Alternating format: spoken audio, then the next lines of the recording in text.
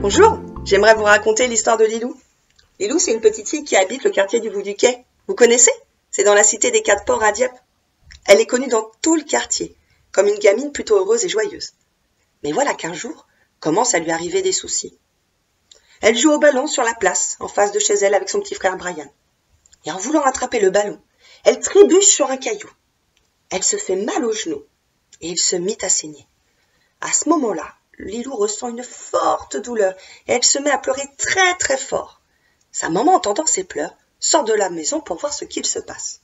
Sa maman n'aime pas que ses enfants pleurent et lui dit « Arrête de pleurer, Lilou, ça ne sert à rien. Il faut être fort dans la famille, on ne dit rien, on garde tout. » Ah oui, j'ai oublié de vous raconter quelque chose. Elle s'appelle Lilou, on ne dit rien, on garde tout. Car dans cette famille, on ne se dit jamais les choses, comme par exemple quand on est joyeux, quand on est triste, quand on est en colère, que l'on a peur. Il faut être fort et courageux pour faire partie de cette famille. Les adultes ne se plaignent jamais et ils ne pleurent jamais.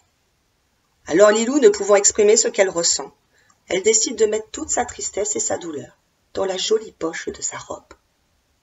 Puis quelques jours plus tard, après avoir dîné, elle va dans sa chambre, s'allonge dans son lit pour se coucher. Quand sa maman éteint la lumière, elle ferme aussi la porte. Lilou voit le fauteuil de sa chambre se transformer en un monstre hideux qui lui fait peur. Lilou se met à crier « Maman, papa !»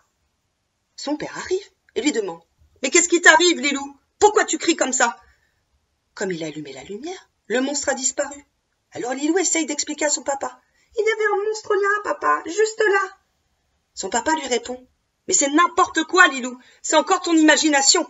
Arrête d'avoir peur et fais dodo !» Alors Lilou, qui n'a pas le droit d'avoir peur et de le dire, décide de mettre sa peur dans sa deuxième poche.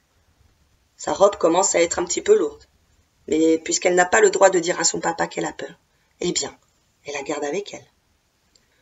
Quelques jours plus tard, Brian, son petit frère, lui casse sa poupée préférée, avec laquelle elle s'endort chaque soir. Lilou rentre dans une extrême colère et lui hurle dessus. « Pourquoi t'as fait ça, Brian? C'était ma poupée préférée, t'es méchant !»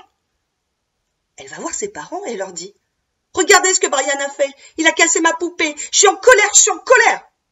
Et là, ses parents l'arrêtent et lui disent « Il est petit, Brian, il n'a sûrement pas fait exprès.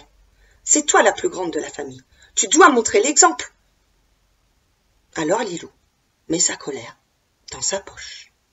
Décidément, sa robe est de plus en plus lourde. Et puis, quelque temps plus tard, elle va voir son grand-père à l'hôpital qui est malade, avec lequel elle a l'habitude de passer de bons moments. Elle lui raconte ses journées avec ses copains de quartier, et lui raconte des blagues. Alors ils se mettent à rire tous les deux. Et là, maman, papa, lui disent en même temps « Chut, c'est pas le moment de rire, papy est très malade. » Alors, elle décide de mettre sa joie dans sa poche. Alors qu'au contraire, à ce moment-là, c'était exactement de joie dont son grand-père avait besoin. Il avait besoin qu'elle sourie, qu'elle soit son petit rayon de soleil.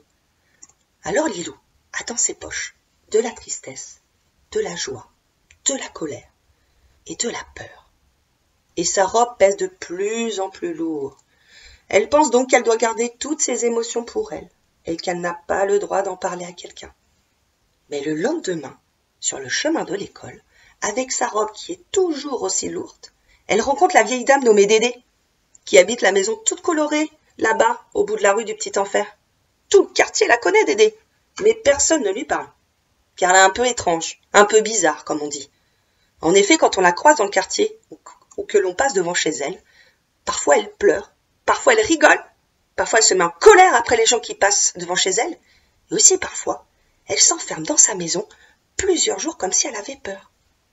Mais voyons Lilou avec sa robe qui a l'air très lourde. Dédé l'interpelle. « Dis donc ma petite, je vois que les poches de ta robe sont bien remplies. Qu'est-ce que tu as mis dedans? Des petits galets ?»« Non, non, ce ne sont pas des petits galets. Dans mes poches j'ai mis ma colère, ma peur, ma tristesse et ma joie. »« Mais pourquoi est-ce qu'elles sont là, dit Dédé? Les émotions sont faites pour être exprimées, pour pouvoir sortir de toi et après s'envoler comme des oiseaux qui s'éloignent. Oui, mais mes parents me disent tout le temps que ce n'est pas bien d'être en colère, d'avoir peur, d'être triste ou d'être trop joyeux. Il faut le garder pour soi. Donc j'ai mis tout dans mes poches. Écoute ma petite, dit Dédé.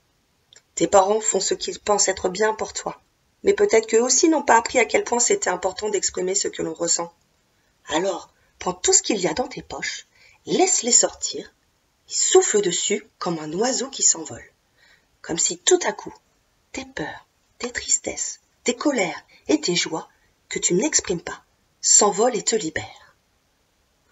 À ce moment-là, Lilou sort de ses poches ses émotions et souffle fort et longuement dessus.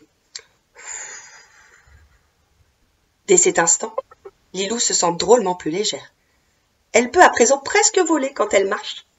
Elle a même l'impression d'avoir des ailes aux pieds, tellement elle se sent légère d'avoir pu exprimer à Dédé ce qu'elle a sur le cœur. Et juste avant de se quitter, Dédé lui donna un dernier conseil. Si un jour tu n'arrives pas à exprimer tes émotions à tes parents ou à quelqu'un d'autre, tu peux les peindre, les dessiner, les chanter, les écrire. Regarde ma maison, elle est peinte de couleurs différentes et chaque couleur représente l'émotion que je ressens. Depuis cette fabuleuse rencontre avec Dédé, Lilou comprit qu'il est important pour elle d'exprimer ses émotions aux autres et aussi s'est toujours juré de tout dire et de ne plus rien garder.